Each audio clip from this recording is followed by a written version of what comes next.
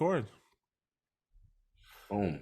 This is the 5 on 5 podcast presented to you by Nukes Hot Sauce and DirectMusicService.com. 5 on 5 is the promo code over there, FIVEON, Go get you some hot sauce. Go get you a little subscription over to Direct Music Service. Tunes. Get you some tunes. And if they want to find us on YouTube, Trav, tell them where they can find us. You know, you can find us at 5 on 5. That's the number 5, ON number 5. And then when you get there, hit the like, hit the subscribe, and ding the bell to be notified every time we drop a video. It's just that easy. We got a big podcast today, so I am going to get into some quick introductions here.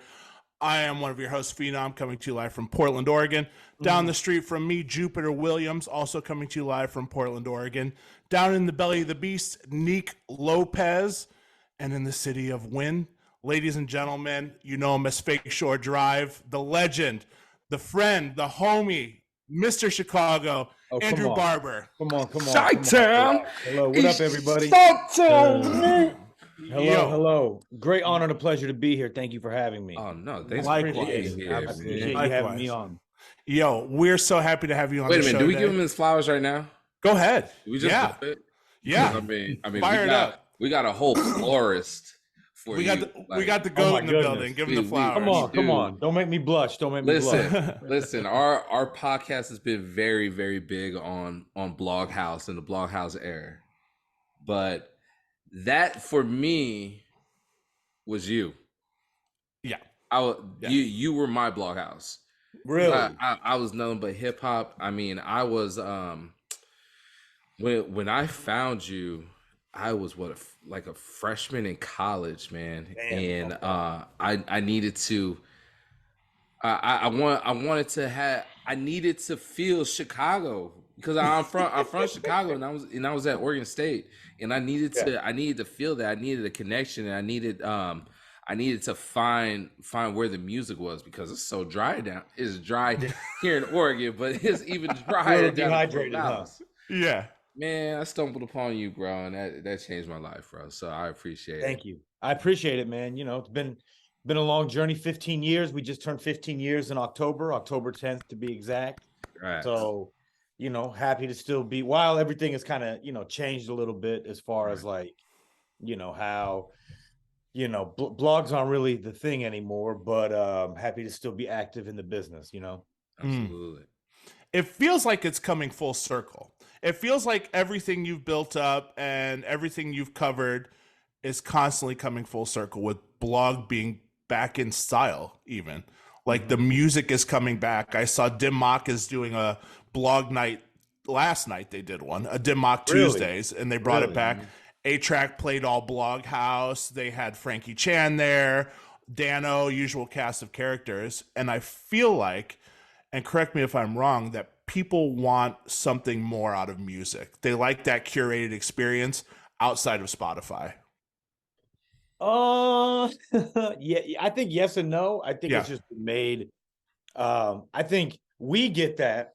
Yeah, we understand that because we're a certain age and we have a certain standard, and we were raised with that. I think the younger generation, like below us or two below us, I don't know if they can. I don't know if they have the attachment to it the way that we once did. But I do think that the blog era, so to speak, is kind of starting to get its like nostalgia era. Like now people have, over the past few years, I've noticed that people are starting to become, nostalgic for that time, because that was, I mean, let's be real, that was the last time that there was like a real human touch to music curation and kind of like music discovery. We were right before the algorithm took over. And the algorithm's everything now. It's everything we see on Twitter, on Instagram, on everything.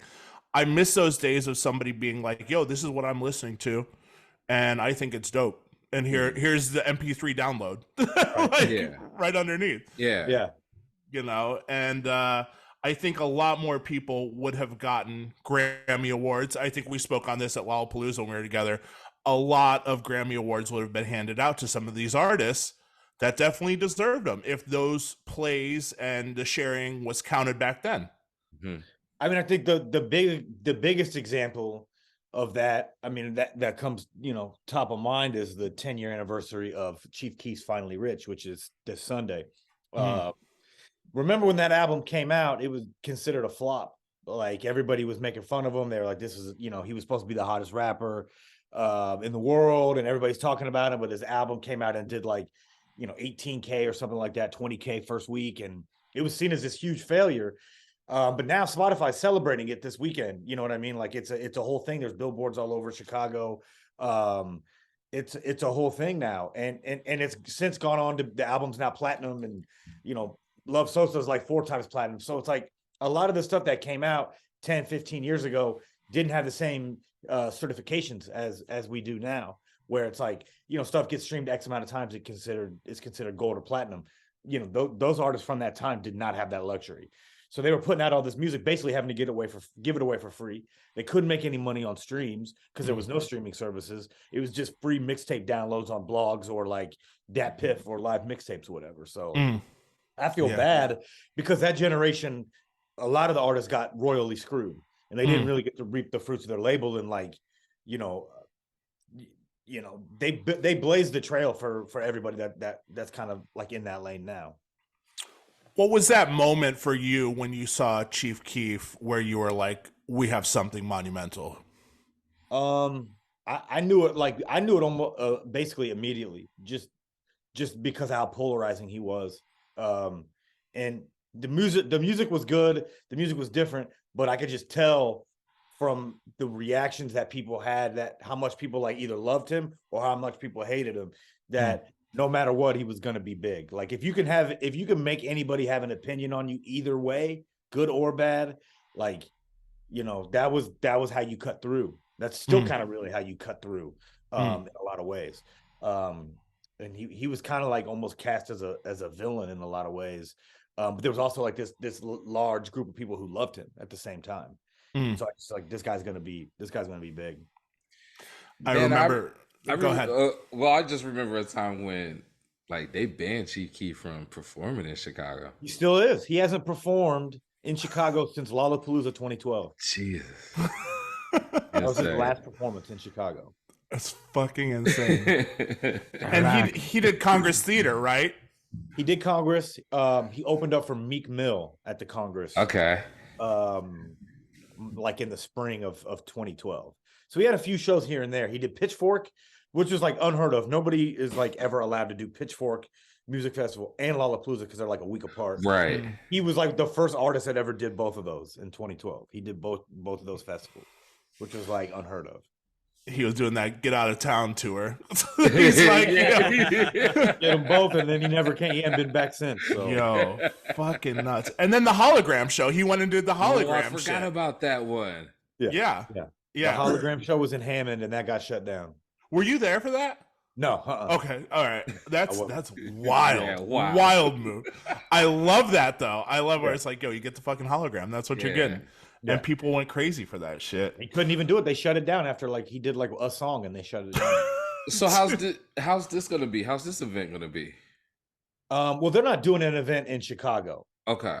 They're just celebrating it, like gotcha. They're doing a whole campaign. I think they have some other stuff going on that's like unannounced,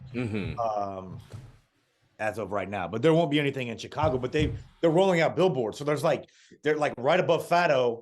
If you know the bar Fado, like in River North, there's a huge Chief Keef Finally Rich billboard celebrating its 10-year anniversary. That's so sick. I mean, and he like at the time when that album came out, they weren't allowed to advertise it. They weren't allowed to promote it in Chicago or anything. So it's like, you know, kind of a full circle moment for him. That's amazing. I love that. I love just the presence of Chief Keef back in Chicago makes me happy. Whatever that may look like, that makes me fucking happy. And whoever gets that first show back, it'll be. Oh yeah, crazy. Dude. Yeah. Where would that even be? It'd have to be Soldier Field. Would it be Lala? Somebody said he could do the United Center. I don't know. You think he could fill the United Center? I don't know. That's a tough one. Chief Keef and Friends opening DJ set by Chop. Hey, I don't know. I don't know. That'd have to be a big one. Yeah.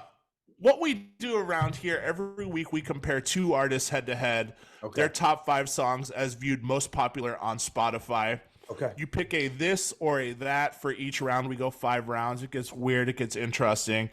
I picked today for you about as Chicago as it can get. Since it is the Christmas season, these two gentlemen made a Christmas album together.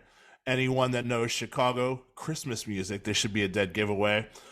Today's battle is going to go 5 rounds between Jeremih and Chance the Rapper. Oh, So tough one. What was it? Merry Christmas, Shawty? What do we? Okay, go ahead.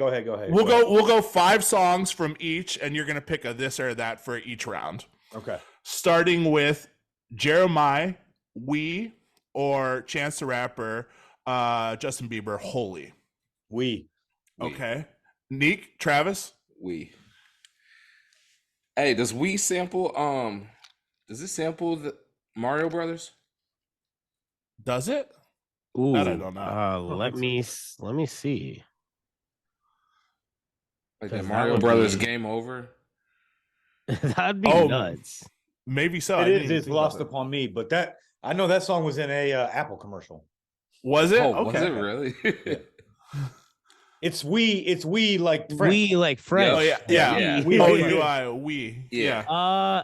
It sounds like, I don't know if this is actually a sample, but it does remind me of the Mario Brothers, which is funny because, well, they're Italian, not French. Right.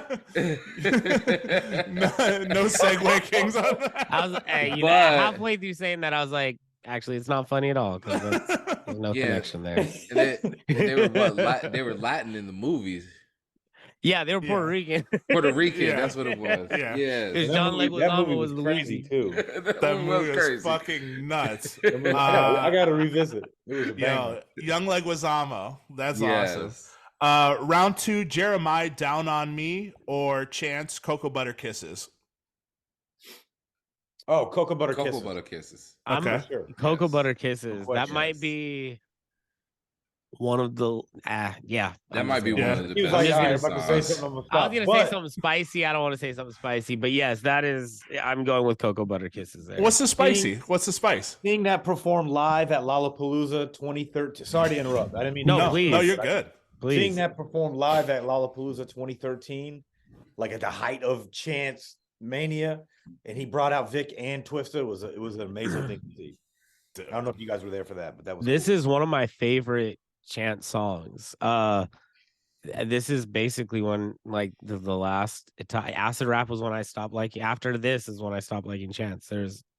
I wasn't into it after that. But I saw Chance live at House of Blues in Las Vegas, and nobody was there. Like it was, and like I specifically remember like the homie being like, "What the fuck is this guy doing?" Like, Was it for 'cause he- this album?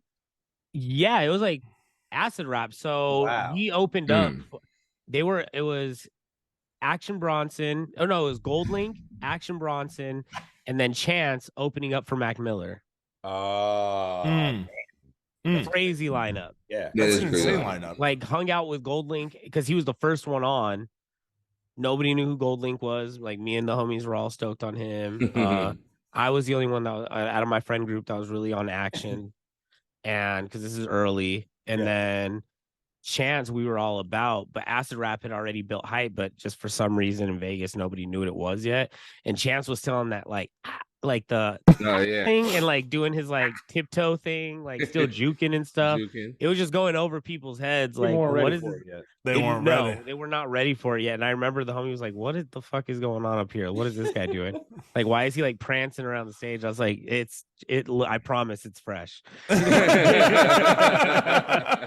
This is tight. Your kids are gonna love it. Your kids are gonna love it. I promise. Right. It's coming. Just wait. It's coming. Just wait for it. A year from now, you're gonna be like, "Oh, I saw him in House of Blues. My friend was right." Yeah, That's a yeah. crazy ass lineup though. That's like the last moments of the blog year. Yeah. That's like that era hanging on for dear life. Yeah, that was a crazy concert because it was like after that concert was another concert, and it was who was it? It was Subtract. Wow. Oh, that's very Yeah. blog. Yeah, It was that's, a weird That's a time capsule right there. Yeah, that that's whole it. night. That's double it. header. I It was a think- crazy day. 2013 does not feel like it was that long ago, but yes, that was a It long really ass time. doesn't, but man, that was a Damn minute near ago. a decade. A Next decade month. ago. It's crazy. Yo, Damn. I hate that. I fucking hate that. And then 2003 being 20. Oh, no, I don't want to Makes me talk about sick. that I yet. don't want to talk about I don't want to talk about that one yet. Gentlemen, round 3. Let's keep the spirits high today. Round 3, Jeremiah, Don't Tell Him, or Chance, No Problems. This is the battle of the club tunes. It's pretty even, I think. I'm gonna say, yeah, it's close, but I'm gonna go No Problem. No problem. I have sentimental value to that song. Mm. And I want to talk about the whole Grammy shout out too. Yeah, we got to talk about that. Yeah, that's a flex right there. We're going to talk about that right now. I was not even gonna say it. Yeah, go ahead. Before we hear anyone else's opinion, Barber was there for the whole Grammy experience. Yeah, and got the shout out from Chance at the Grammys when he won for this song. Yeah. What was that day like for you? If you can just hop into that's just one of the best days. That was definitely one of the best, moments of my life, no question. I mean, that was definitely a feeling I can't like describe. I mean, we were celebrating like we won. We were already just excited that he won. Of course. And I helped write that, change the actual law for the Grammys. Because they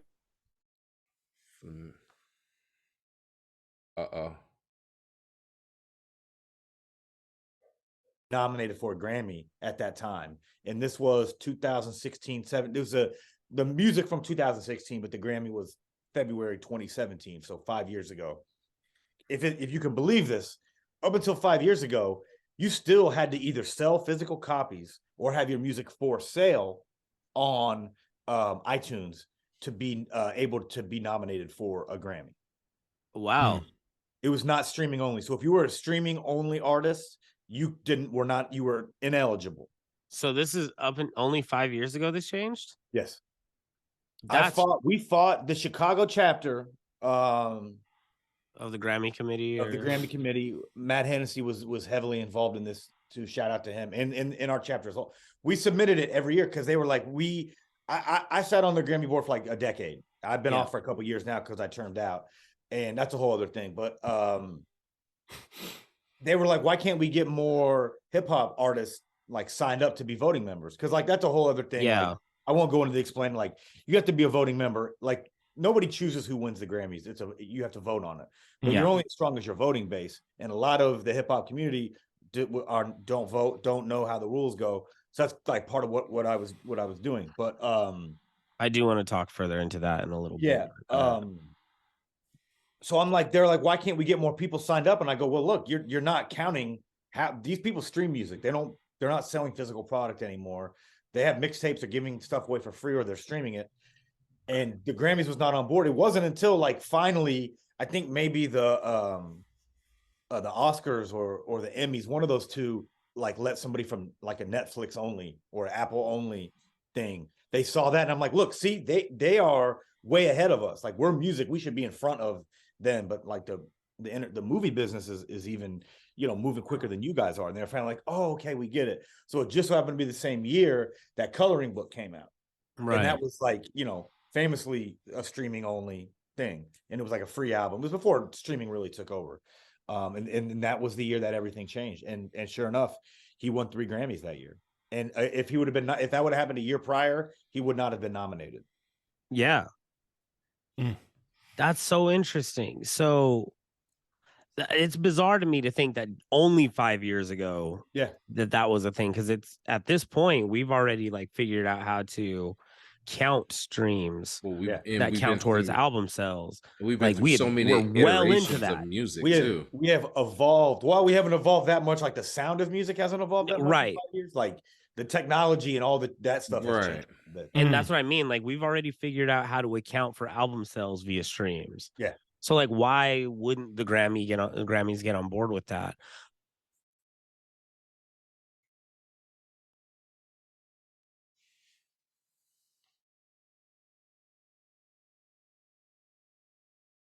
I technically can't even vote because I don't have any credits. Right. I am what they call, well, it used to be an associate member, but they have a new fancier term for it now. Because I'm not a musician, I don't have any credits, right? So you have to have 2, right? Yeah. Mm-hmm. That's You interesting. have to have two. You have to be vouched for by two people that are like that are already in, and then you have to have X amount of credits to be on. So like writer, producer, you did the album packaging. There's a number of different things that count. I unfortunately coming in as a journalist. That's how I started, or a blogger or whatever like that. It's not doesn't count. I try to change that as well, but because I think people because you are involved. Yeah. Like journalists are involved in, Yeah. the industry. So you would think that they'd have some sort of an opinion to be able to vote. Right. And while we're on the subject, I heard a conversation recently and just wanted to get your quick opinion on it. The voting process is usually in alphabetical order. Mm-hmm. Yeah. And you can manually change the list, but the default is alphabetical order. Do you think that people with names that start high on the alphabet end up getting kind of a push advantage because like the Adeles, the Beyoncés versus the Vampire Weekends of the world, ZZ Tops? Maybe some of that I'm not exactly 100% sure, but I will say that the way they changed the rules. So back in the day, this was maybe even 5 years ago, right? 5-6 years ago, you used to be able to vote on every single category. So that means me, if I was a voting member, I could vote on classical music or, whatever. There's categories that don't get televised.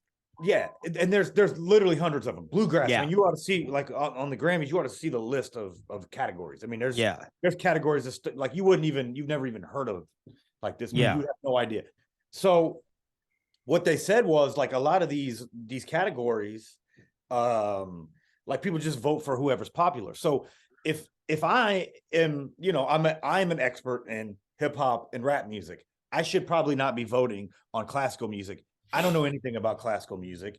And even I don't know anything about gospel music. I know a little bit, but I wouldn't say I would be good enough to say, oh, this is the best gospel person of the year. People will go through, and that's how Snoop Dogg or somebody wins, because people that don't know anything about those categories will just vote for the biggest name. So that's how you end up with. Oh yeah, that a makes lot of sense. Times. Kendrick's always going to win, or Eminem's going to win, or Kanye's the most popular name. I think that is more of the disadvantage in the alphabetical thing for sure. So they changed the rules to where you can only I think it's 15 categories instead of all 120 of them. So you can only vote on X amount of categories now. That makes sense. Yeah, because I think that's fair. I think that's fair. I think that's absolutely fair because, I use the Macklemore example.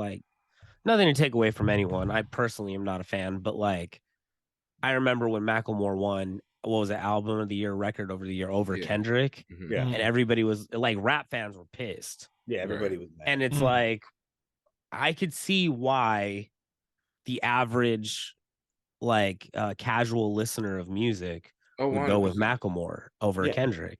Yeah. He had the biggest that year. He had the biggest. I mean, Thrift Shop was on the radio. Biggest hit ever. It's in Target. It's in Starbucks. It's in the clubs. It was a monumental hit. Yeah. Corny as hell, and rap fans wouldn't give it album of the year or song of the year, but due to its popularity and people who may not be of the genre voting, I could see that. Yeah. So that's what happens a lot. It can't become a popularity contest. So that's one thing you have to worry about. That's why I would always encourage more people to vote. It's you can either sit on the sidelines and complain about it and, oh, the Grammys aren't for us or da-da-da-da, whatever, which, whatever. There's truth to that. Of course. But you're only as good as your voting fan base. If you're eligible, I always think. You have to. If you're eligible, why aren't you should vote? If I could vote, I would, but I can't. Okay, so I have a question then.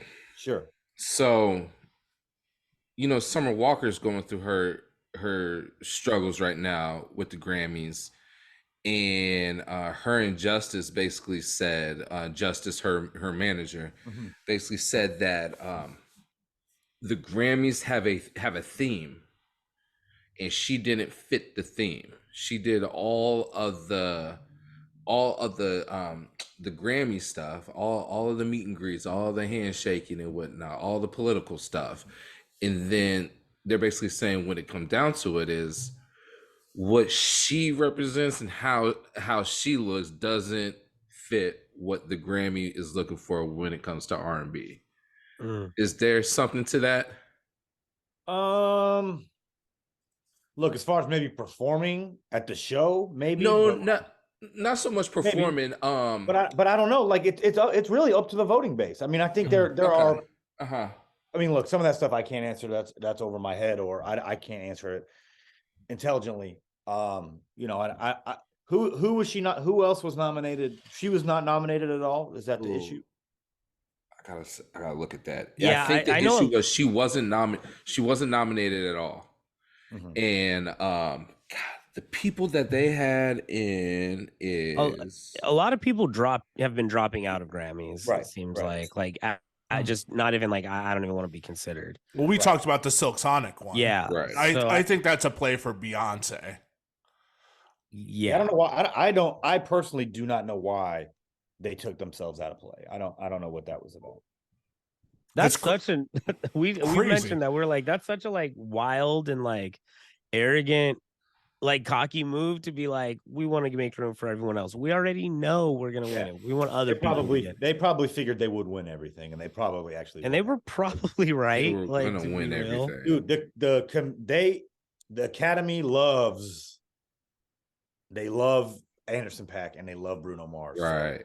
And there's like a thing with the Grammys that is always like anything that pays an homage to an old era and does it like in a very poppy way that's Grammy fodder. Like they're going like we're talking Mark Ronson and Amy Winehouse type of production.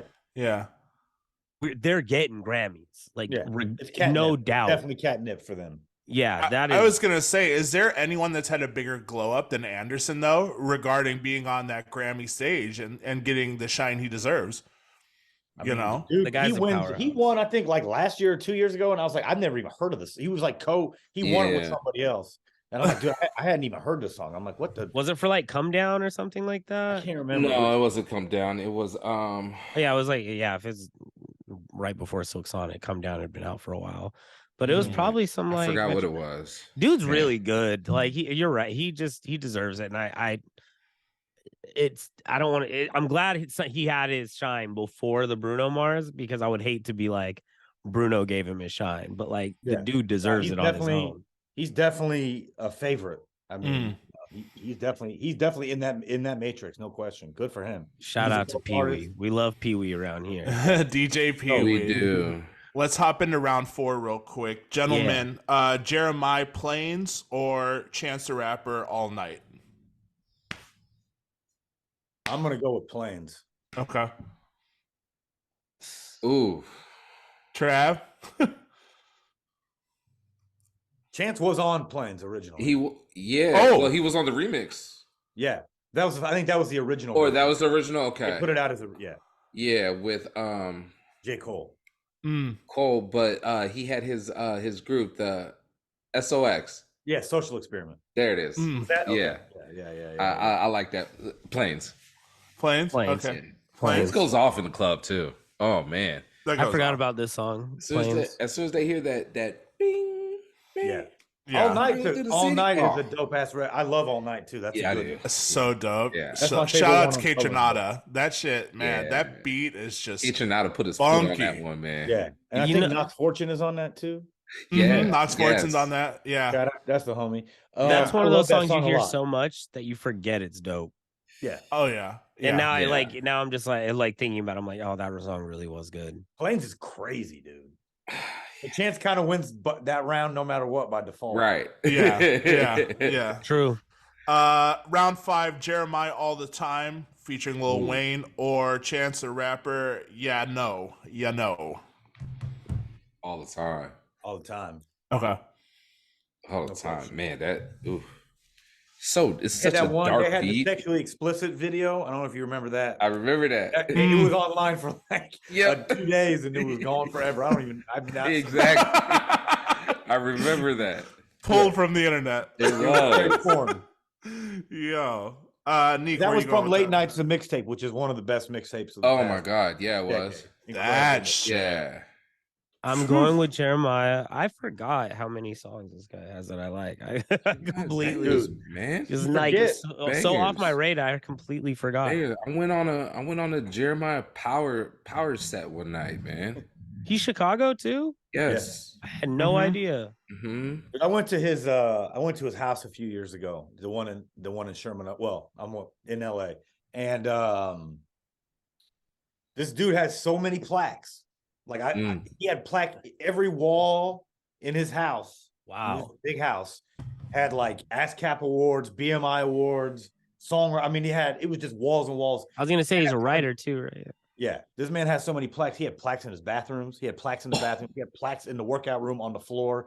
He had plaques like on top of workout equipment. He had plaques in the garage. The dude had more plaques than I've ever like. You forget how like even just singing the hook or Right. contributing stuff. Like the dude has crazy writing credits. Imagine going home and being like, yo, how should I decorate the new crib? Like just completely cover it in my plaque. It's just every inch of wall was covered in plaques. That's so sick. People forget, man. Jeremiah's got he's got a lot, man. Yeah.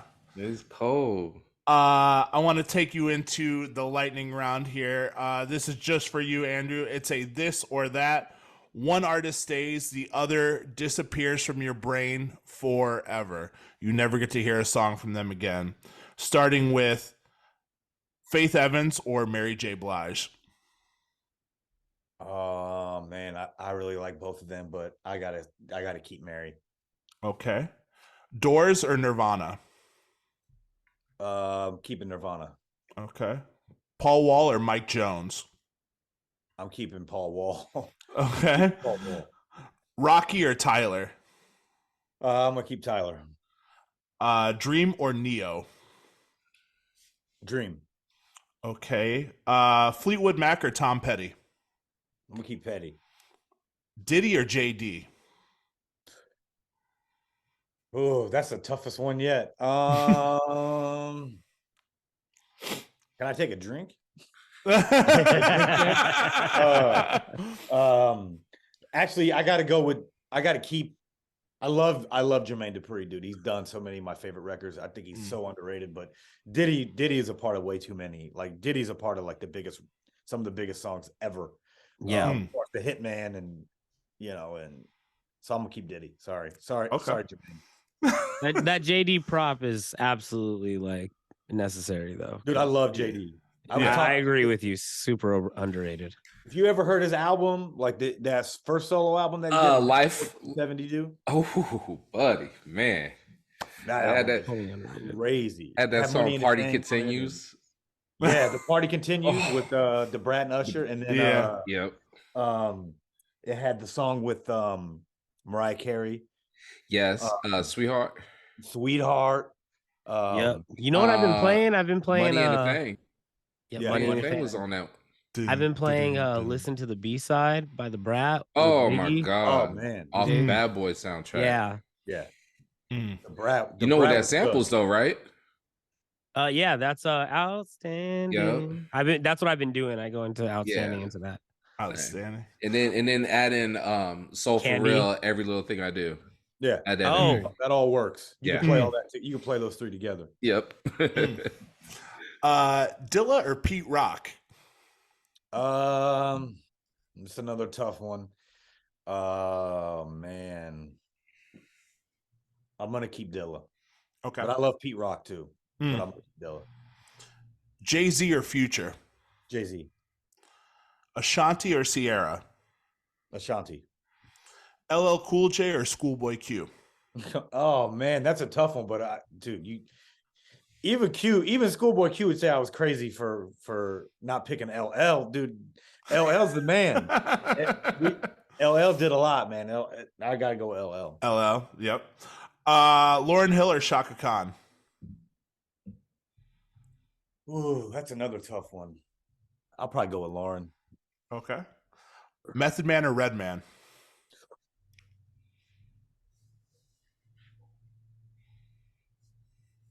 I might, dude. That's You hate so. to Then I split up the can't. If band. you say, then I can't listen to like any Wu-Tang ever again. If you take out Method Man. Wu-Tang's fun. It's shit. Well, yeah, Neek, what? Neek? So that Okay, erases. If I just get rid of Method if you Man, get- then I have to get rid of like every. Oh, we've been the president stands that if you get rid of the acts, you can keep their group stuff. So you So, get like, to keep the Rockweiler. The Wu-Tang, to keep- no, Wu-Tang stays, Wu-Tang but stays. Method Man solo stuff goes away. I'm gonna keep Reggie Noble then. He has better solo albums. That's fair. Fair, yeah. Ray Shremmerd or T.I.? T.I. BBD or Guy? Ooh, BBD. Rick James or Childish Gambino? Rick James. Okay. Beastie Boys or Run DMC? Run DMC. Steely Dan or Gangstar? Wow. Got him. It still cracks me up that we even did that. Look, dude, I really like Steely Dan. I would not. I casually would listen to. I listen to Gangstar more, so I'm gonna keep Gangstar. Okay. That's a tough one though. Roots or NERD? I'm gonna keep the Roots. Okay. Tribe or Pharcyde?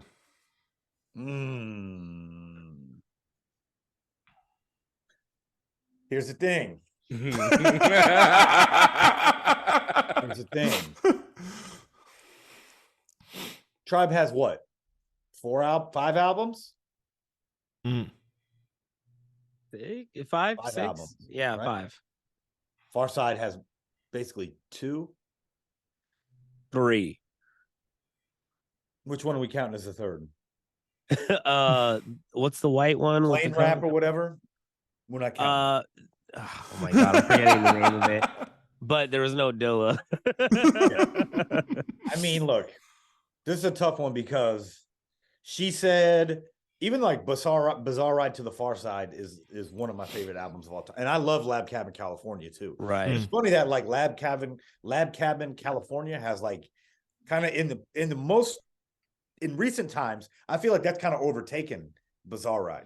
Humboldt beginnings. noticed That's what that? I was thinking of. Have you noticed that too? Agreed. I think because Dilla is involved. Yeah, Yeah. definitely. Lab Cabin and running.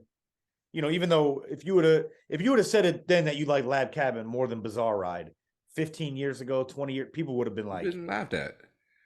You're a fucking joke, right? I'm old enough to remember when people said Dilla ruined Pharcyde and Tribe. You guys remember that? I wasn't old enough, but I remember. I don't think I was old enough for that Mm-mm. one. I remember my older friends saying shit like that and being like, "What are you talking about?" Because I by the time I found Pharcyde and Tribe and knew what I was listening to, Right. Lab Cabin was my favorite. And How old are you? If you don't mind me asking, how old are you? 33. Okay. So I'm just like just young enough to not have been like old enough to really know what was going on when these dropped. Right. Had them, but no idea what I'm listening to. And then the Tribe album, the white one with Finding My Way, with the one with the Uma on it. Yeah. Right. I love that album, but I mean, know you're like 7 to 10 years old when these albums are coming out. Yeah, so I have no like real understanding what was going on. But now when I get to high school and I'm like old enough to know who's involved with what, and I'm a nerd about it, and people are like, yeah, that album people weren't fucking with because, well, now you got Consequence as part of Tribe. Yeah. And like they got now Tip isn't doing all Tip and the guys aren't doing the production, like the Uma's involved. New guy from Detroit, and people did not like Beats Rhymes and Live. Like Beats Rhymes and Live, that's what I'm thinking. Oh yeah. It did not get good. It had very mixed reviews. People were like, oh, they're trying to sell out. They got singing on the hooks. They got like, Once Again was the first single, and like people hate Stressed Out. I know so many people that hate Stressed Out. Yeah, people like hate it. Like, and now it's like you wouldn't think that. I think that's even though it's down in the rankings from some of those other albums. Yeah. Yeah. Okay, so they have 6 albums, right? Tribe has 6 albums with the new one, counting yeah. With the new one. right?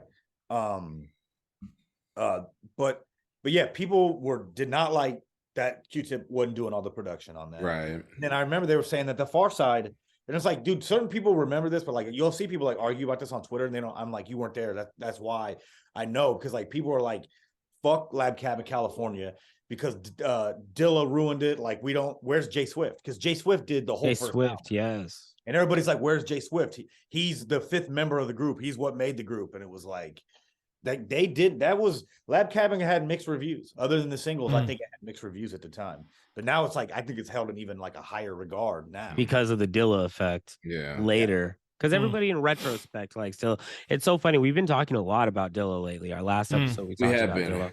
And it's interesting that like during his early years, like when he first got big outside of Slum, people were not feeling it.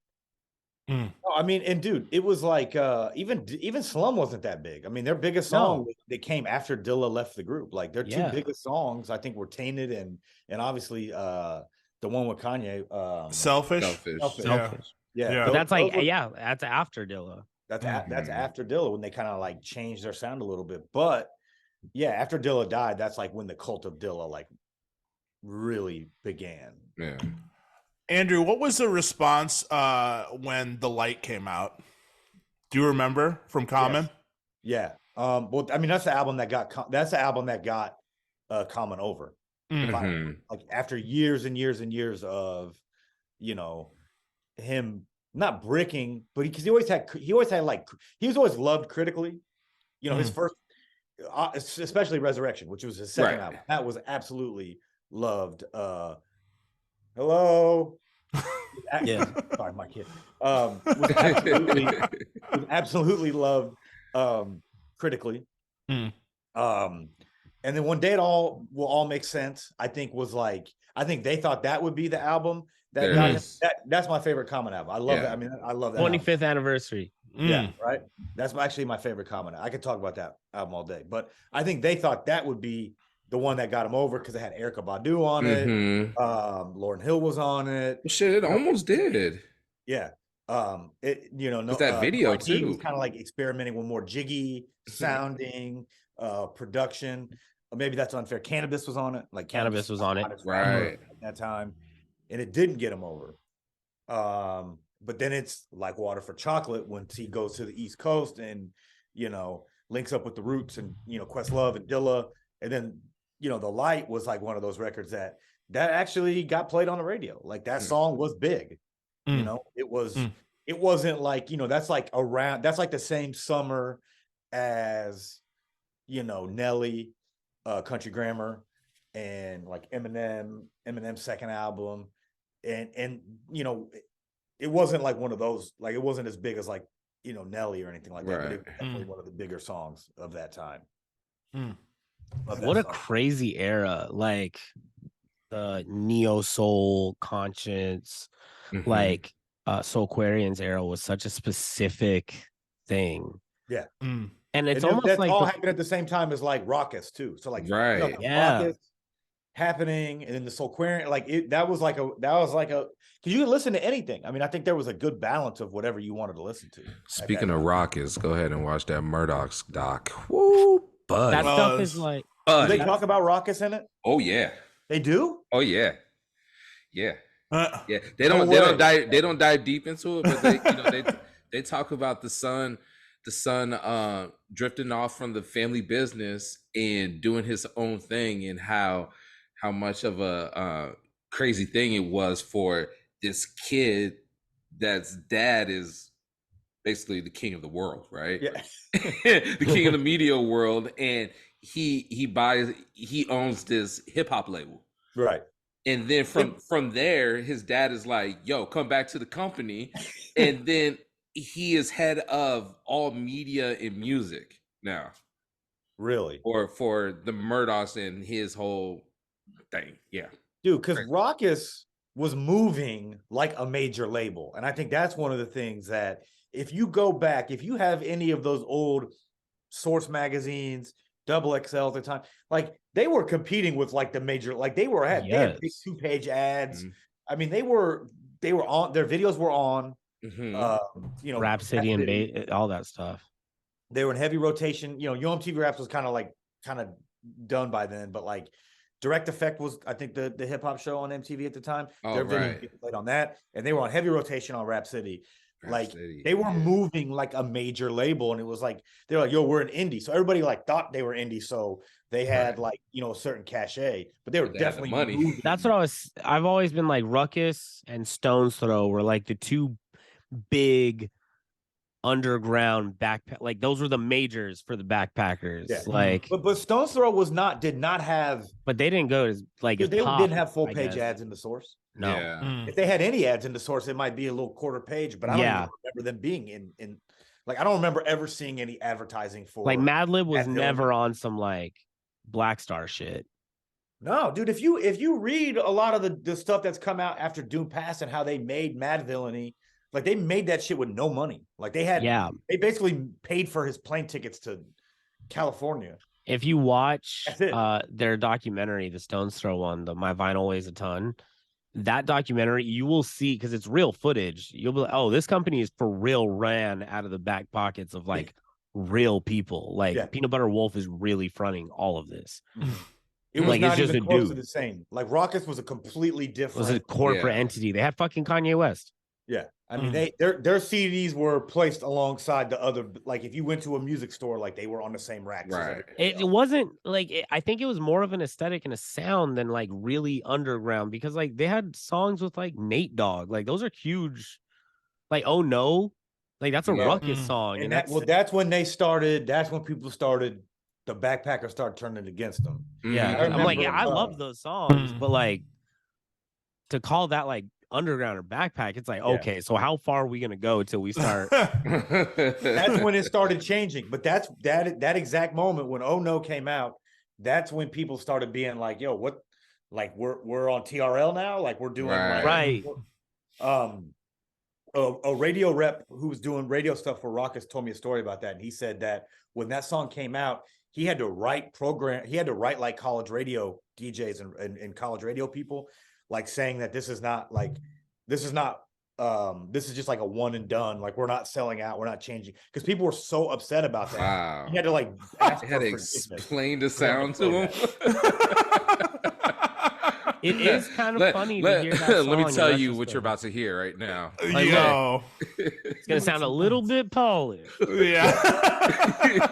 He was like, he had to like say we're not like selling out, like we're not going corporate, and when in fact, you know, we just need some dough. They're like, yes, the Nate Dogg, that Nate Dogg. Didn't need the dough though. That's we're just hooking up fucking, you know, Nate and fucking Pharoah Monch needed some bread. All right. Who did Oh No? Who did the beat for Oh No? Was that that wasn't Rockwilder, but it was somebody who was like,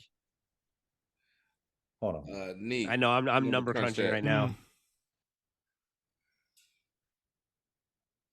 That's such a that's Oh No, the producer. No, Rockwilder did do it. I was right. Rockwilder did that right. Wow. That's so crazy. Yeah. So they were like, yo, Ayatollah didn't do this beat. Like, this shit is commercial. You're selling out. Yep,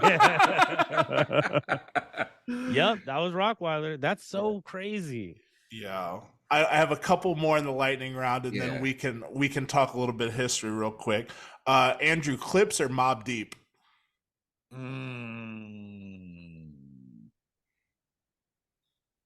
Your friend Clips, I should say. Your friend's Clips. I gotta go with the Clips. Sorry. Okay. Let's go Michael Jackson or Prince? Michael Jackson. Okay. Pharoah Monch or Mos Def? There you go. Most Def. I like Pharoah Monch too, but Sade or Aaliyah? Aaliyah. Last but not least, we ask it every single time. Outkast or Hall & Oates? Outkast. But I like Hall & Oates is super dope, but Outkast for sure. Okay. Hell yeah. I do want to get into a bit of history while we have you on the show. let people know the genesis of Fake Shore Drive if you can. If you want to make it an abridged thing, kind of let them know how everything started, because it's a Midwest staple, obviously. I've known you for a minute, but I think other people from the West Coast and the East Coast may not know the story. Right. Yeah. I mean, basically, so if you want to, walk back in time with me a bit. So we're going to take it back to 2007. Obviously, like how we've seen a big change in music over the past few years, I think there was a big change happening at that moment where, pirating had kind of like changed the music industry for sure. I feel like by 04, 05, like around right after that time, that's when people stopped paying for music completely. I think it had already been, but that's when like even like people who weren't well versed in the internet started figuring out they could steal music, and like everybody was kind of doing it then. So like labels were crumbling. The music industry had gone from like making billions of dollars a year to like everybody's getting fired, labels are closing, they're consolidating. It was a really weird time, and I started noticing everything was going online, everything was going to the blogs. Like, these artists weren't getting played on radio, and they weren't getting they weren't getting signed, and there was basically like no money to get it. Basically I got in the music business at the worst time to get in the music business. Like it was very difficult. A lot of artists weren't getting signed, labels were down bad. And then blogs started to emerge, and those people started to then be, people were going online more to get their their information and download songs and music discovery, because MTV wasn't really playing videos either at that time. Like at that point, MTV is completely changing. I don't know what year TRL went off the air. Yeah, TRL had already been off, and they started really shifting to reality TV heavy. And there's hardly any video, like even Rap City was like, where else were you going? And like, yeah, because that was like the tail end of 106 and Park and everything too. So yeah, TRL's final episode was 08. What's that? November of 08 is TRL's final episode. Okay, right. So we're right along that time. And even the like the popularity of 106 and Park, which was like the gold standard at the time. Like if you didn't have your video on that, it was like, did you even put out a video? And I was just noticing that the shift was coming online, and like, you got to think, when I started Fake Short Drive, YouTube was only like a year and a half old, 2 years old, which is great. It's crazy. It feels like YouTube has been around forever, right? Yeah, right. Like we're just born with it. Yeah, yeah. But it's only 17 years old. Yeah, right. Nuts. I mean, I miss early YouTube. Yeah, I mean, they had everything on there, right? So they did. So I just started noticing, like, all right, I started reading blogs because I was out of school at that point. I was working a job, and like I'd be on a train. You couldn't even like read. You had to like print out like sheets of paper like then, because you couldn't like really get internet that good on your phone then to read stuff. So like, I'm like printing out like Byron Crawford like blogs, and like that's right around the time where Now Right came out, and like Now Right was like the gold standard. Like that they had all the news, they had all the news, they had all the music, and it just felt exciting. And like, at the same time, the Chicago scene is like really like transforming into a whole thing. Obviously Kanye is the king of the world at that point. Lupe's emerging, right? Lupe's first album had just come out. The Cool is about to drop. That album turns 15. Sunday, you just had him on. Was Lupe on the show? No, you just had him on your show. Oh yeah, well, like a while ago, but yeah. The Cool turns 15, so like, and Lupe's like the king like of Chicago. Like obviously Kanye kind of like he was larger. He's massive. He was like part of the air at this point. And then like Golden Child is Lupe. Lupe's like next up. Superstar's like a huge record, and all this stuff's happening, and like Rhyme Fest was about to come out, and Bump J was around, and like Bump J, oh my God. But really between Lupe and then the Bump J, hold on. Bump J. You remember Bump J? Oh my God, yeah. Yeah, Bump J was the man. Bump J was like, shit. He was supposed to be like the 50 Cent. Yeah. and then he went to prison for bank robbery for like basically a decade. And, Oh, that's right. Yeah. Oh my Meant god. that shit. Sorry. He's really Wow. about it. Kanye That just Kanye brought was back like a lot of gonna like memories. basically did half his album That's right. that eventually leaked. But anyway, this is before he went in. But Man, the cool kids, this is when the crazy. cool kids are emerging, and they got this whole scene going in Chicago, and they got like A-Track's performing here every week. He's coming in to perform. Diplo's here all the time. Kid's sister is like the hottest female in the Right. city. She's killing it. Flostradamus.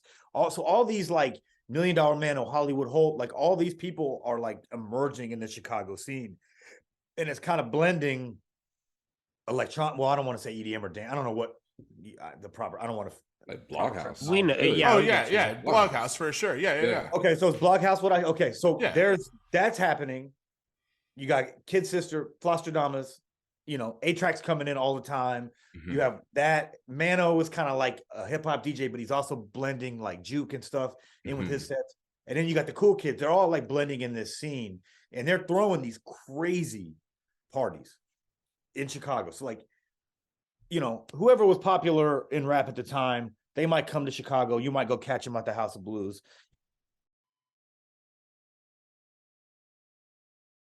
It's halfway full. It's like, okay, what's going on here? This isn't adding up. This person's show's halfway full. But then you go to a little hole in the wall bar or a smaller venue to go see the cool kids in this like group of people who were working together, and the line would be down the street. And it was really exciting. It would be a little bit of everything in this party. And it was like the first time I started seeing all these different crowds hanging out together. Mhm. Black, white, different cultures, races, religions, sexes, whatever you all were, everybody was hanging out together, and it was like a scene. And wherever this party would go, everybody would follow them. And it was like they had this whole movement. They had people like chasing them around, and I'm like, they were not getting any coverage online. Like there was basically like it didn't exist. And that's like, also part of a larger thing where it's not just Chicago, but the whole Midwest. Like there was not much coverage. Yeah, there was big stars that had come out of the Midwest, from Kanye to Eminem to Nelly to Bone Thugs and Harmony to whoever. Like, obviously there's these huge artists, but on a smaller scale, people weren't really covering like the smaller artists, especially in Chicago. It was like, unless you were Twisted, Common, Kanye, or Lupe, you weren't getting any coverage. So I just thought it was insane that, here we are in the third largest market in the United States, and there's basically like 4 known rappers from here at that time. And it was like, this doesn't make any sense. Every other city, there's 50 rappers from Atlanta who are hot right now. Like, why is there only 4 in Chicago? We're the third biggest city. And there's all this cool stuff happening here. So I just saw what was happening, and I started like reporting on it. And I'm like, well, let me start a blog to like kind of cover the local scene here. And people laughed at it, like at first, like, especially outside of Chicago. Even inside of Chicago, people were like, you think you're going to start a blog? You think there's enough talent and people care enough about what's happening in Chicago to cover it here? You're out of your mind. And thankfully, it worked out, and the gamble paid off, and like people did care, and like we were able to, kind of help push forward a lot of the bigger stars that would come, 5 years down the road. But that was really it. Just there was no infrastructure here at the time, and instead of complaining about it, it was just like, let's try to do something. And I think there was a learning curve. I think like me going up to people at like events or parties or clubs or concerts or whatever, and be like, hey, giving them a card which had like my home address and like my phone number. I would never pass out. I would never Come give on that by. out. So if you have one of those first generation fake short drive cards, it definitely has all my information on there. Come to the crib. In the middle of I kind drill. of feel like I was official, but people were looking at me like, who the fuck is this crazy ass white dude walking up to me in the club saying, give me your music for free so I can post it online. They did not, like, they were not believing that. Like, that was a real thing at the time. So it took a little bit to get people's trust, but it worked out. That's so wild. I didn't know that your first card had the whole spiel on there, that you were handing out the 411. Dude, I printed up a stack like of 1,000 business cards. Like back in the day, you could get one of those, like you could get like 1,000 business cards for like $7.99 or something. Right. And I was literally working a full-time job during the day. Then at night, I would go to like any any event there was, and I would just pass out cards. Yo. Yeah. All of this has led to so much dope shit, though. I'm looking behind you right now at the Sound Select shows that you put on, and some of those moments. I see the certified gold plaque for Womp Womp. Like, you got that. Mm-hmm. there's so much dope shit.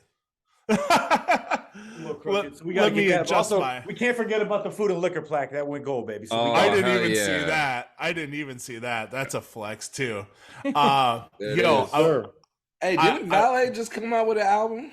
Yep. Got Food and Liquor 1 and 2 here. Oh, you brought them out on vinyl. Hell yeah. I see that. That's nice. I want to talk about that Pitchfork rating. How do we feel about that 7.0? Pitchfork's notorious for shitting on everything. Yeah, obviously. It's just like the Madden ratings. Yeah, I was talking to Harry Fraud earlier, and he said, Flex. "Yo," Flex. he said, I'm sorry, but what he said was, that 7 is like an A-. Don't be upset. Okay, fair. And I said, all right, I guess you're right. But no, look, I was never upset about it. I would have rated it higher, but Alphonse is the homie. I like Alphonse. He's a great human, great writer. I'm a big fan of his work. I'm just happy to get the look. This album is 100% independent, 100%. Like it's not a secret investor in this. It's not, this is a 100% independent album. We are no longer on Def Jam or Good Music. That was the holdup. It took a little while to get out of that deal. So we put it out. And it was just like, we got to put out something.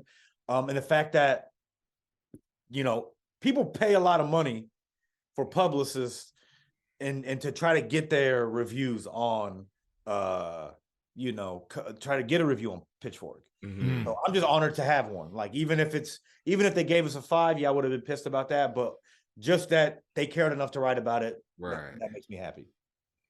And everyone has copied his flow. Yeah, everyone. I mean, they did a few years ago. Yeah. There was that moment where it was just like, and even like playing songs back now from when Womp Womp dropped is just like, what's that? You remember we did like a power set. Oh songs that sound like that, because it was the Drake song sounded like it. And then Nephew's got that delivery too. And Chance Hot Shower. Oh yeah. Hot Shower has the same cadence. It's people were even saying Pusha T Neck and Wrist had that same thing. I didn't, but I guess that flow. Yes. Yeah. I think that flow now is just part of the air. Like that's just what it is. And like, you're onto something good. And I think when you have something like that happen, instead of him doubling down on it and being like, well, this is my thing and continuing to do it, he just wanted to make something completely different. Right. Really what he's been doing ever since. Yeah, that Neck and Wrist one though made sense to me because of that cosign. Yeah.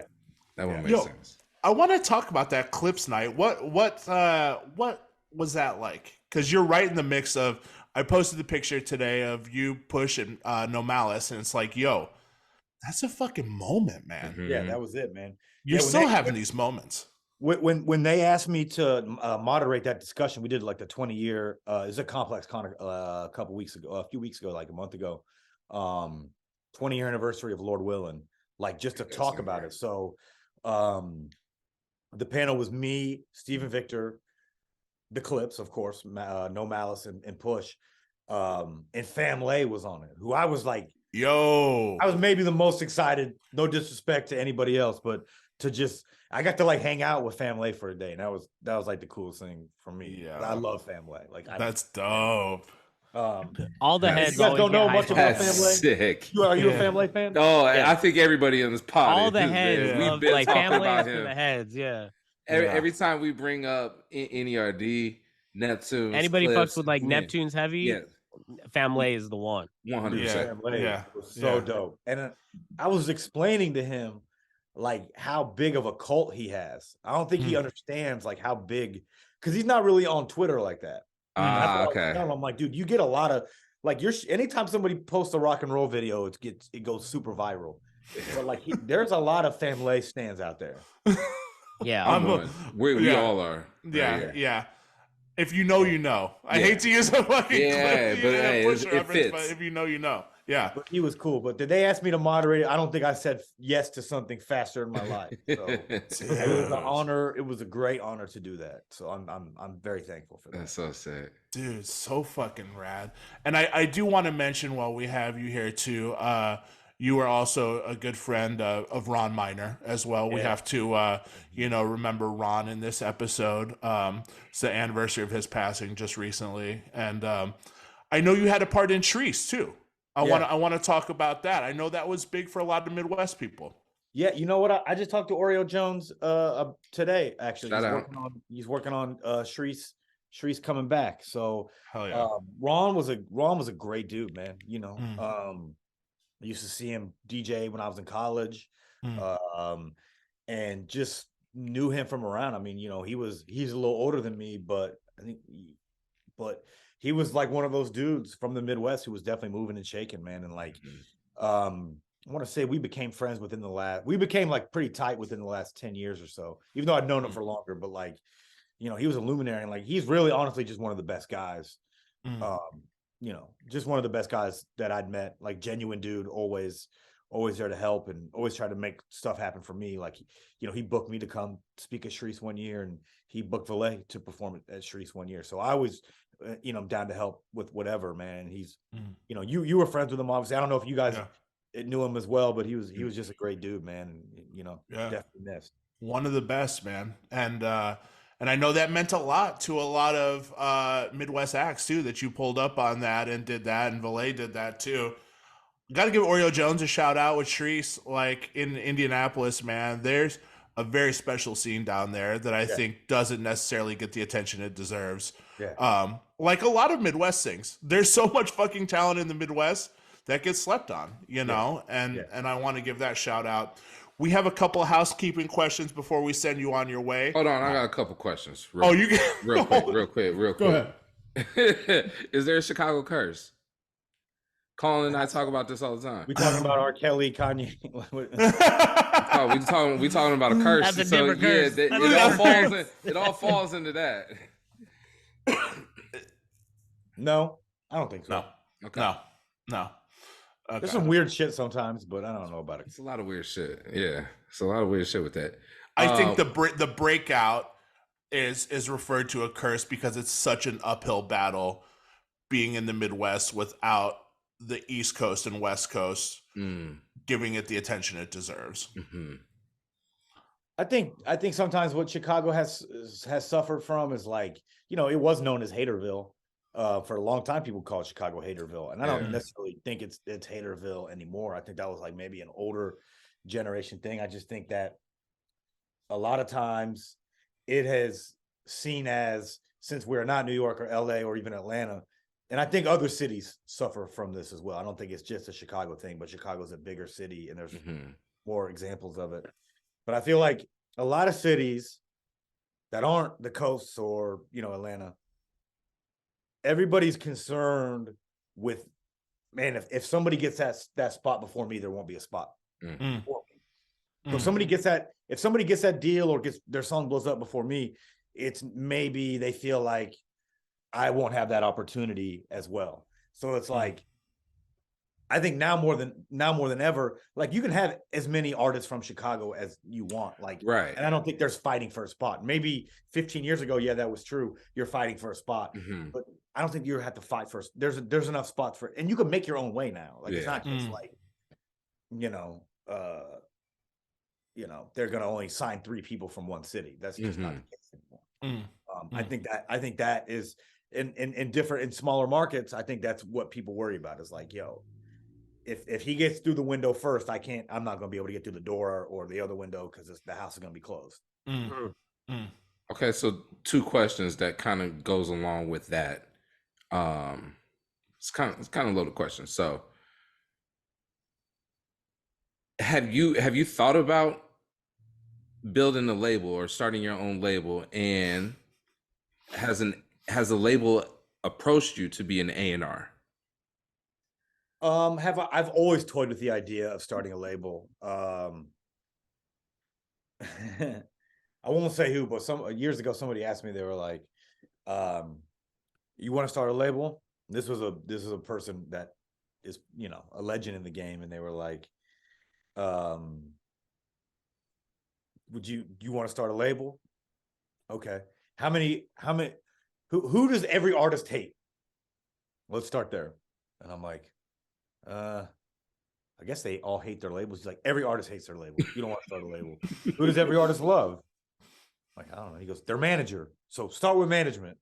That's a really good point. Yeah. That's a interesting. Like, really everybody good needs their point. manager. People don't hate their managers. They can get fired, but like, you start a You get label. fired, but you end up getting a new manager. Like you need a manager. Everybody Yeah. recognizes that. Right. That said, it just has to be the right opportunity. Being a label owner is a whole other thing. Right. And I think a lot of times the business is confusing to people. Like you give people money and like you got to pay it back. And then if you don't, then it's like people get mad. It's a lot. There's a lot that goes on to it. And like there's contracts. Because I would be the type that if somebody was unhappy, I would just be like, go. Like if you don't want to be on this label, but that's not a sound.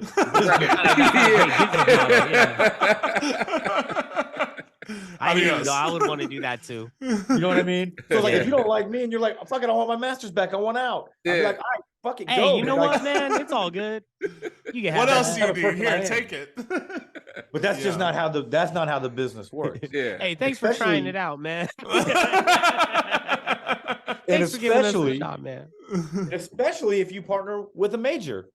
Yeah. Right. Because Like a that's like a subsidiary. 50-50. And like I did get like indirectly via like I had like a situation, like a label thing. It wasn't for Fake Short Drive, but it was related to me where I was going to be like running it.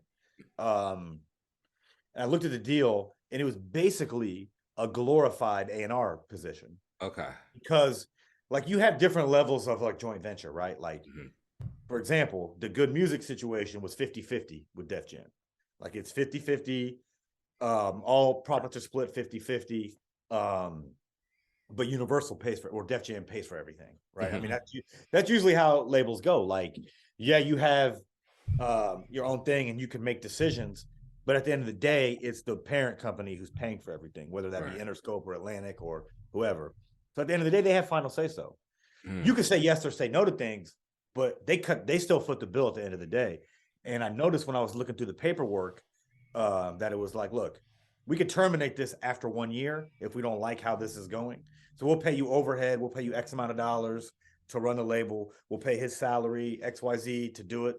But whoever you sign, if this doesn't go well, we don't like how you operate or how this is going, we can cut you out and we get to keep your artists. And so I was like, I don't know. That's rough stuff. Yeah. Yeah. This is just a job, basically. Like you're just yeah. And I would have basically no ownership in the in the company. But that's like a lower tier one. Like if you were a Kanye and you came in, or like I'm sure a TDE or QC, any of those labels with like real success and clout, they probably even have like an 80-20 deal at this point. Yeah, you're not unless you have crazy leverage, you're gonna end up getting screwed. So I didn't do that. That's fair. That's fair, man. I mean, look, here's the thing I'll say about major labels.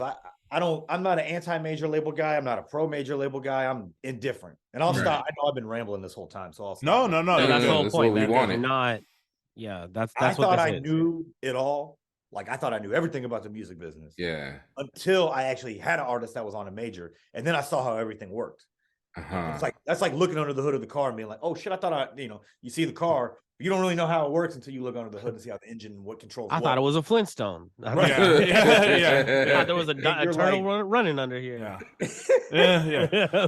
And you're like, holy shit. Yeah. There's so much more that goes into this that you have no idea. So many hidden costs, so much. Yeah. Being a label probably has to be rough because you're probably the bearer of bad news sometimes. Right. And that's a position nobody wants to be in, especially when you initially start it with like really good intentions and like want to put out good art and like, really get into like creative endeavors, whatever that may be for you.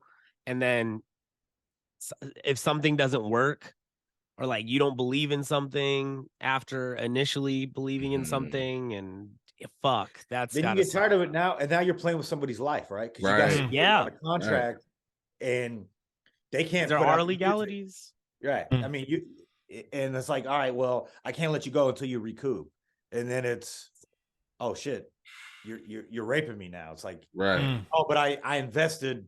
No, I invested in you. I invested $250,000, and you've only made 20,000 back. You still need to work off that 80K. Then it's a lot. It gets that goes- ugly very quickly. It can get ugly very quickly. And most artists, especially on a major, will never ever recoup.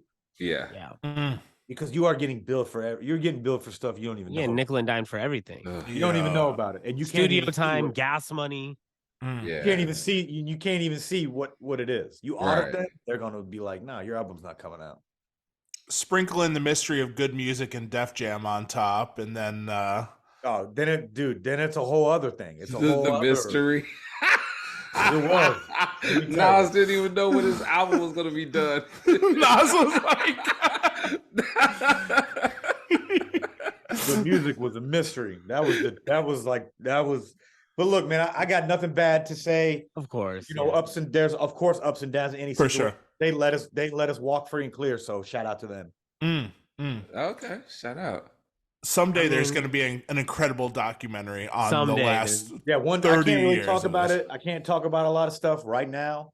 But I will say, you know, I'm thankful that they let Valet walk free and clear. That's wow, that's crazy. That's great news. That is great news. That is great news. Yeah, it's because a lot of people will not. A lot of labels will not. Yeah. Do that. Yeah. So that's like, I nah, think bro, that's fantastic. At least you owe 5 albums. Yo, guess what? You hear, dog. And only one album counts per year, so that's a whole other thing that people don't know. So that's what I mean. Like it's cool to me, but actually, like, damn, that little tidbit of information just kind of like changed my thoughts on things. Because I remember I'd be like, "Yo, I'm so hot," like Ludacris. I remember one bar. I can't remember what song it was, but he was like, "I put out a hot album every summer." Like that was Ludacris's thing, and now I'm like, "Oh, that's a label obligation." Like, of course you did. Yeah. Well, here's the thing: you don't have to put out one every year, but only one a year counts. So if you got a 6-album deal, you got to drop every year to get out of that deal. Right. Yeah.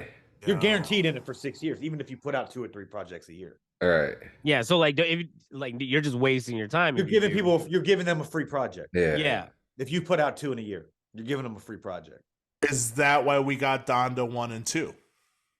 Man, to be honest with you, I don't know. I know when Donda 2 came out, he wasn't on Def Jam anymore. So that's the only thing I know. But I don't know. At that point, we were gone. We were gone at that point. Yeah. Right. Donda 1, when did Donda 1 come out? Last summer? Donda 1 is the was that the stadium? Yeah, so that was last August or whatever? Yeah. That came out August of 2021. Yes. Yes. Damn, that was good. We were still signed then.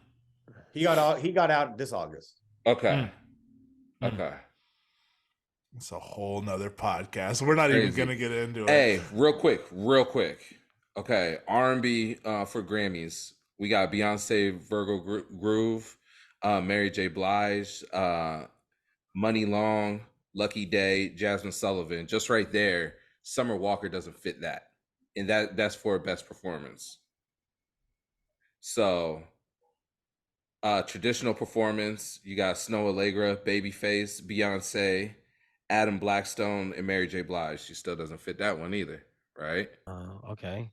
Okay, so best R&B song, Cuff It, Good Morning Gorgeous, Mary J. Blige, Hours and Hours, Money Long, Hurt Me So Good, Jasmine Sullivan, Please Don't Walk Away, PJ Walker. Damn, I didn't realize Money Long. She's on Def Jam. She's a new sign. She's cleaning up. She's eating. That Hours and Hours, I play Just Incredible remix in the club. That song goes off. Does it? Off. And she's dope. Unfortunately, she's not gonna win. You're not gonna win with Beyonce in the mix. No. No. That's tough. Yeah. Her name starts with a B. It's at the top of the list. It's at the top of the list. Nick, let me pass it to you real quick. There you go. We're setting up fast food endorsements for all of our friends. And what I would love to know, and I don't know why I'm so excited about this one. I think it's just the branding aspect of it. What is the Fake Shore meal and where is it? What is your go-to fast food establishment? It could be I have this anywhere. conversation all the time, dude. I like to rank other than I'm talking about the big ones and like now people like to throw in Culver's and Shake Shack and like No. I'm That's going cool. straight- That's cool, I'm but we're going not straight- regional here. I'm going straight Wendy's number one. First draft pick, we're going Wendy's, and it just I like that we're going with Wendy's.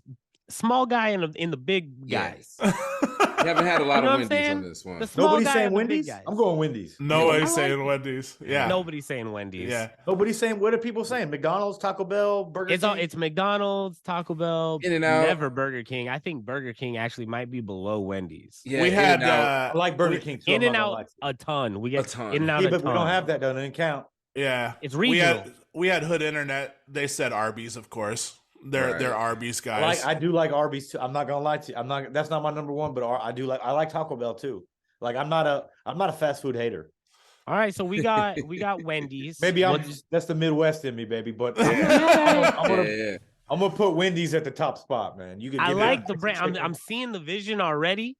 I like your logo in the Wendy's colors. Yeah. Ooh. You know what I'm saying? I Yeah. like what's happening. That's And a I'm new bringing hat back next the week. yellow. I'm bringing back the yellow cartons for the fries and the yellow cups. Yes, too. the There you 80s go. and 90s Johns. Yes. Yeah. All right, what are we having? What's in here? Man, we're gonna do a classic double, or the spicy chicken with cheese. Boom. Choose your own adventure. Yeah, you choose your own adventure. It could be either one. What size are the fries? The biggie. The The big biggie. fries. Yes, Biggie. I know you really not a Yeah. large. A And biggie. we're going Nice. back to. We're gonna like they've changed their fries too. Burger King Yeah. changed their fries too. Yeah. We're going back, Back to, to like the '90s. the Fries. old Yeah. school Old Okay. fries. Yeah. Yeah. No We're skins. doing that. We're No bringing back. skins. We're bringing back the salad bar. The salad bar. Okay. And the beverage. What's the beverage? We're bringing back the atrium glass. Yo. Yeah, we want the with atrium in the joint. The Yeah. experience. The the experience. little We're gonna let you smoke inside again too. but only reefer. The meal comes You with a can smoke pack. indoors. Only weed though. You can It's only only order weed, this in and the you get smoking those section. little like tinfoil ashtrays. Yeah. Oh hell yeah. Yo. Yeah. Yo, What's the drink? What's the drink?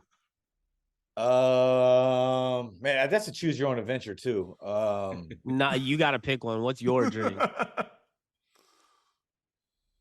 Because the only reason I'm so specific is because like Bad Bunny and the Travis Scott, like they had a drink. Like it wasn't the Travis Scott meal if it didn't come with Sprite. You didn't get the toys or whatever the fuck. I might do a Mr. Pibb because I don't think they have Dr. Pepper there. I'm gonna do it like a Mr. Yeah, they might be Pibb. they might be a Pepsi company. You might have to roll. Yeah, I'm not Mr. sure. Pibb. But yeah, we'll go with that. I Either like Dr. that. Pepper or I Mr. like Pibb. that. I like the nostalgia factor. they are. That's Yeah, Yeah, really that's what it's all about. Fuck the drink. Get whatever you want. But it Yeah. has to, It's all about the packaging. that's it. Yeah. Salad bar's back too. Don't Salad bar forget. and the salad bar. Limited back. time salad bar. We're Think gonna about build it real quick on the And fly. carry it right fucking back down. They after had this chili month's on the over. salad bar too. Fuck your Oh, ass they up, did bro. have This is not Yeah. COVID friendly at all. Like this shit is you might catch You COVID. make a salad with a cigarette in your mouth. Smoking inside. We're Smoking inside. We're so back, baby. Let's Yeah. go. I love going, it. we're going for it. Yo, stranded on an island, deserted island, one album. What are you going with? Probably Tupac, All Eyes on Me because it's a double disc. I would do that or Life After Death because they're double discs. That's a cheat code. I like that. Okay. I like that. You know what? You're the first Tupac mention of the Stranded on an Island. No, somebody Yeah. said Tupac. Did somebody mention Somebody said All Tupac? Eyes on Me because it's a double album. Double. Oh, Okay, you so know they're what? thinking- That might have been. I don't want to guess who that is because I'll get it wrong. But I you're right. You're 100. Somebody said percent that. Because I want something that I can have, a lot. If I had to just do like 10 songs for the rest of my life, like people would be like Illmatic. That's like 9 songs, really. It's That, yeah, it's a Right. very short. intro and album. 9 songs forever. Yeah. You can't do that. Oh man, All Eyes on Me doesn't. Even though we all pray, it's obviously a classic. But I feel like hip hop heads don't give it the respect it really Tupac is not deserves. recognized at all now. At all. No. He's just a Oh, gangster rapper, so a lot of people just kind of dismiss him. But And he has no bars. Remember, he has no bars. yeah, also Yeah, he yeah. doesn't have bars. He also he has no bars. So they say. So Yeah, Those that's are the the- argument. Those are the two shirts people wear though. Tupac and Nirvana. and Yeah. they have no idea who either one is. Yeah. You'd be like, "Oh, what's your favorite Pac song?" You'd be like, "What?" You'd be like, "Oh, the guy from California Poetic Love. Justice." Yeah, yeah, you know what they say. Changes. changes. Changes. Oh, Oh, dude, the my changes. god. Terrible. And that didn't come out till after he died. He didn't ever want to put that Right. song out. Yo, I hate Fuck. changes. I hate I changes. hate changes. I don't hate changes, but I hate changes. If you know, I don't fuck with Right. changes. I'll say that. I don't rock with changes. I Did don't that rock get with played in the club? No. No. I No, see but those- it was you on can the have a song about radio. It was black, on- the first bar is suicide. Like, no. Oh, bro, that shit got played on TV and the radio Yeah. nonstop. Though. It's so I yeah, it remember was on that. TV all the Yeah, time. I remember yeah. watching BT and it was always on. I was a senior in high school when that came out, so I wasn't necessarily in the club. I was I was at like 18 and under club, so it probably was getting played there. That and Ghetto Cowboy. God. Ghetto Cowboy. I just remember always watching Rhapsody and TRL, and Changes was always I mean, on. Come on, bro. they played that shit Always. like Oh my they played god. that shit like- 3 times an hour. Oh, Yeah. 106, and then you watch 106 in Park after, and I would usually stop watching 106 once it got to the top 5 because that was the same for like 6 It was months. just Right. Bow Wow. It was Bow Wow, Bow B2K. Wow, Jagged Edge, Where the Party At, B2K. Yep. B2K. Rightfully so. Yeah, not to Where say the that party any of at? these Come on now. songs- Let's Yo, not- there's the JD callback. Yeah. Yeah, not Yeah. to say that none of these songs didn't deserve it, but like they were the same songs for like 6 to 9 months. So I just Yeah. stopped watching once we got to the top 5. Yeah, Right. they had to retire their songs after what, 63 days or something like that? Yeah. Might They have would been keep me 63. there If too. It's exactly 63 days. You deserve some kind of award. Hey, neat, number crunch that for me. How long could you say number 1? Yeah. Or I think God. the How long longest can you say lasting- number 1 on 106 apart? Well, no, Oh my before God. they retired it, because you didn't have to be number 1. It was just how long were you in the top? How long were you on Right. the top before they retired it? God. It was probably it probably was 2 months. 106 in Parks, longest lasting. That's what I'm trying to figure out is who had the most number 1 videos. No, Bow Wow no, had no, the no, most no. number Bow Wow ones, for sure. but How long until you? Bow Wow was the 106 and Park king. Yeah. yeah, I don't. Mr. This is 106. kind of a longest. This is a tough number crunch because it's a chart, so there's like a lot of I've looked See, at there's a looking lot at- of links. See, looking at the here. Dow Jones right now. This is kind of wild. This is. I know Bow Wow, and I remember seeing 65 days. 65 days. Damn. So Hey, And do then you need you're a off. job Dude, on you the were show? 2 You're days really good off? at, you So beat me on 2 close. number crunches today. Yeah. Well, because I have I'm on a computer. You do Oh, it I'm on a phone. Yeah, you can't yeah, type yeah. as fast. I might need. You got more real Some of them estate. aren't as fast, neat. Who Yeah. had the Not. most? Bow Wow. Bow Wow. Bow Wow. The longest in 65, you were done. You retired. You retired. Yeah. They got it. Number 2 moves up, and then they move on. Pretty much. You get a new Damn. number 1. They put your song in the rafters. Yeah. No, I that's what remember they they'd did. be like, "This is the last day for this on the countdown." Yeah, it was a and we're saying celebration. goodbye. TRL was the same, right? They would say goodbye to songs because shit would just stand there forever. Dude, there's a list of retired So. videos. Oh, hold on. Oh wow! See, I gotta find that one. It's all kinds of it's Genuine, R. Kelly, Omarion, Ja Rule, Bone Crusher, Mary J. I gotta dig into that. Speaking of R. Kelly's about to put out. Didn't he put out an album? I think that was Out of somebody- jail. That was like it was his music, but it wasn't him that put it up. Oh my god, Yo. yo, this is crazy. That's The retired song list. We gotta get into Yes, that next today episode. that's man. my name. Yeah, I'll come back. We'll put Yeah. a feather in that cap. I'll come back. Yeah, we gotta come back. We gotta talk about retired songs from 106, TRL. Mm, Really, those 2. That's it. yeah. Because and I guess Rhapsody, but Rhapsody had a countdown, but I don't The necessarily. Rap know the- City countdown was only on Saturdays. Yeah, that's what I'm saying. Like it was different. It wasn't. Damn, I it missed was like that a shit. Saturday morning thing. It wasn't. It was like top 10, and they didn't retire videos and shit. We got I- to talk about who had the best freestyle on the basement too. Oh, the dude who threw the mic and tackled the guy. Oh, Oh yeah. That guy. He won. He's the best moment. That in Freestyle guy. Fridays. Oh, that was He got Freestyle held down. Fridays. I mean, Everybody Mike would say Cameron counting money, but Ludacris Yeah. probably had the best. Luda Oh, I was had thinking a great 106 one. Freestyle Mhm. Friday. Yeah, you Mhm. are. I Oh, yeah. didn't realize we were Yeah, talking about Rap the basement. City the and basement. Yeah. Yeah. Basement, Cameron counting the money. Oh, were we talking Freestyle Friday or the booth? That's what I thought. The we were talking booth, about Freestyle yeah. Friday. The Oh, the booth was booth. different. Yeah.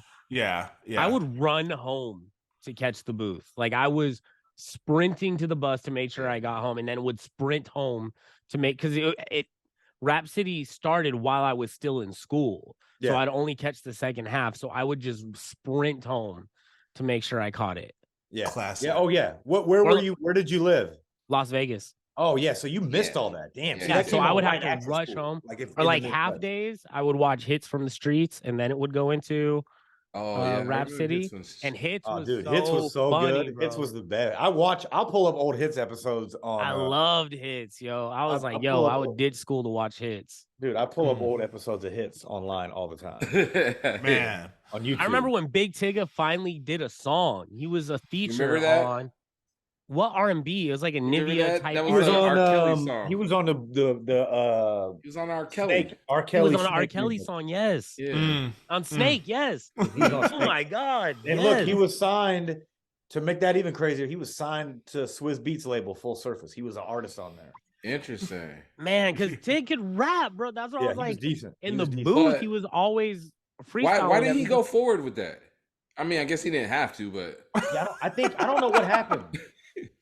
Because all of He a sudden had one it. day he was just no longer. They killed the basement. All of a sudden one day the basement was over. He did it too late. It happened too late, I think. I think the basement was 04 through like 04, 2000 through like 04 or 05. It's like that was basically my college was all the basement. And then it moved to like another host, and then they killed it. They killed that. yeah. It's so funny to look back and think about the basement. Like Cameron counting the money. Diplomat's always the coolest. Yeah. Wayne obviously was just insane. All of Wayne's freestyles. Say Jay. Jay. Yes, Jay. I was just gonna say Hove is obviously up there. Okay. And this was like Hove with like fucking Beanie and No, this was misogynistic Hove at his finest. Yeah. with all the Philly guys. Yeah. With Beanie and fucking Freeway. Oh my God. There's even like a family. Family was in the booth a couple times. Yeah, that's right. And then I also wanted to the Swisher House one. Oh, Yo. that's so fun. Mm-hmm. I don't think We also got to make a list of worst. The worst. Yeah. Best slash worst was when LL Cool J was sitting on the toilet doing it. Oh, I He used to have remember a that. The first year of the booth was when they had a toilet in the corner. Yep. Yeah. Yep. Oh my Like his God, I pants around his completely ankles. forgot about that. Yeah, because That's I my wasn't on YouTube. I wasn't watching that, and I remember they would do like throwbacks. Like every now and then you get like the greatest they would hits do- episodes, and then they throw back, and I'm like, damn, what is that booth? And like, yeah, LL Cool J sitting on the toilet. I think one of the saddest days was when I saw the actual set for the basement, and it was just like in a building. It was not an actual It basement. was not an actual Oh, basement. man. I knew it was never a real base. I mean, you kind of always Yeah. assume it was not The a- basement's one of those things that made me want to DJ. Yeah. Just Yeah. the whole ambiance, and then there's like that dude was DJing in the back, and I was like, that's sick. Like this guy. Blacklight posters and shit. Blacklight posters You and felt shit, like you like, were in a basement, but it was not a basement. It was, on not a a sound stage. basement. It was on a sound stage in Manhattan. Someone like No yeah. way. Yeah. Yeah. I mean, It was on the yeah. 40th floor of a skyscraper. Oh God. Like what? And then you think about it, you're like, yeah, no shit, huh? Like, Yeah. Yeah. the Duh, DJ's it wasn't on a an fucking elevated basement. stage. I tweeted that once and it went viral. People were like, "You dumbass! Did you really think it was in a basement?" I was like, I mean, "Oh, yeah. but yeah." Yeah. I'd like to. Yeah. I'm like, yeah, I did. I was in 7th and 8th grade. Of course, I thought it was in a Yeah. basement. I didn't really know how that worked. I'm like, I it was was on 19 an years elevated old, I'm stage. sorry. There's a fucking recording booth. Yeah. And Yeah. what- Yeah, that's you thought nobody's it was basement has Wayne's one. World. Everybody thought it was Wayne's World. There was no like- partying. There was a Oh, door yeah. guy, and there You was had, like, you had to walk up a ladder to go down the ladder to act like you were walking down in the basement. Oh my God. Yo, because they walked in through the Yeah. stairs. Like, Yeah. oh my God. Yo, the basement was rap Wayne's World. yeah. Yeah. Exactly. That's Yeah. exactly what. Damn, I miss Oh, Neek. I miss cable television, bro. I'm having a moment right now. Nika's like, whose house is this? I was like, yeah, this is obviously like Tigger's mom's crib or something. And it's like, nah, this is just a just kept- ladder, bro. Or this is Not a like house. whoever this DJ is, because to this day I don't know who the DJ was. It was Which different every episode. Every day they had something Okay. Okay. Damn. Because Yeah, because like sometimes they would have like a big DJ, like Just well, Blaze Clue, or something. Clue did it one time Clue did it. for Hove. Oh my But they would god! be cool. Shout They would out have different people from different cities and stuff come on there and rock. because they would shout them out, and It's a then they great always show. they'd have like a little break sometimes, like a showcase. show. Oh my It god! was not what you thought. They were like, "Can you keep the smoking loud to a minimum, please? Thank you very much." Like, Right, yeah. yeah. God.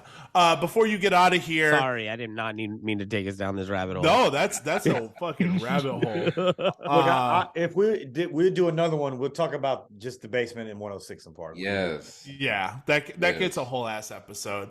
Before you get out of here, one song to add to our 5-on-5 Spotify playlist. It can be any song. Put on that new Alpina Beamer by Valet. It's song number 3 on Vocabulary, his new album. Check it out. There it is. Yeah. There it Love is. that. That's a Yo, promo. hold on. This album's fire. Thank you. Yo, There we go. Album is I'm fire. telling you, it's crazy, and the bars are so nuts. You got to sit with it, man. It's not Yeah. something you can casually listen to because he's rapping his ass off, and I don't think people are really understanding because they kind of count him out. They don't know what his bars are like. It's double and triple entendres all over that thing. The Block is Hot and Jumpman are my 2 favorite. Yeah. Off that album. Yeah. Jumpman's nuts. I'm on the E-way coloring in and out the lines. Come on. That's fire. Hey, the boy Bars. spin. Neek, you Bars. would like it. I like You that. would I'm really You gonna gotta like check it. it out, man. Check Yeah, it out. Let me know how yeah. you like it for sure. It's a dope flow. 100% independent, and it was tough to get it out, but we got there. So appreciate you checking it out at all. Thank you. Oh, for sure. Yeah, I play that. That's me. Yeah.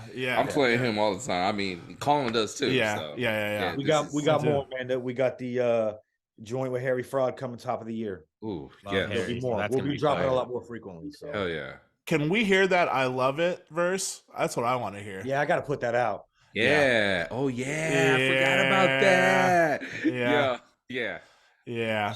I should have dropped it back then, but I was worried we were going to get shelved. But it'll come out. I'll get it out eventually. I just got to figure out how to do That it. need to come out. Hey, Just is send he it over. moving different now that he's independent? Here's What's how that? you can drop Is it. he Here's moving my different now that Dropbox. he's independent? I mean, it's yeah, a little bit. I mean, I just think it's like almost shell shocked because like you have to ask when you're on a major, unless you're moving like a Drake or 21 Savage or a SZA, Mm-hmm. Kendrick, somebody with a lot of juice. You got to ask for permission to do anything. You got to ask for permission to put out music. You got to ask. You can't just put out anything. So it's like now getting back into you could just put out something if you want anytime. You want to put out something tomorrow, you can. Mm-hmm. It's good to try to set it up, but like Right. you don't have to ask for permission to put out music anymore. So sometimes it's like I think artists come out of the major label system and kind of like they're still like, well, I got to ask this person, I got to do this, I got to get this cleared, I got to get. Like, nah, you just put it Just out. do it. Just do it. That's great. That's great for him. I was gonna say who's gonna make 2023 their year, but I think we already have our answer. Well, I don't know. That's biased. I don't know. We're gonna see. See. I just Coming hope, out strong. I just hope people are still there and excited to check them out. So that's all we can ask for. Of course. Hell yeah. Let people know any projects you want to push right now besides that, and let them know where they can find you on social media. Yeah, more stuff coming. Stay tuned in the new year. Just follow me at Fake Shore Drive on all platforms. Oh yeah. Andrew Barber, ladies and gentlemen, Fake Short Drive. Thank you. Here we go. Hour and 41 minutes. Dope. We did Thank it. you so much, man. No, my Thank pleasure, you, man. Thank you guys so much Man. for having me on. I appreciate Oh, it. thank you. We appreciate you. Take care, my dude. Anytime. Peace, fellas. Thank you. Peace. Peace.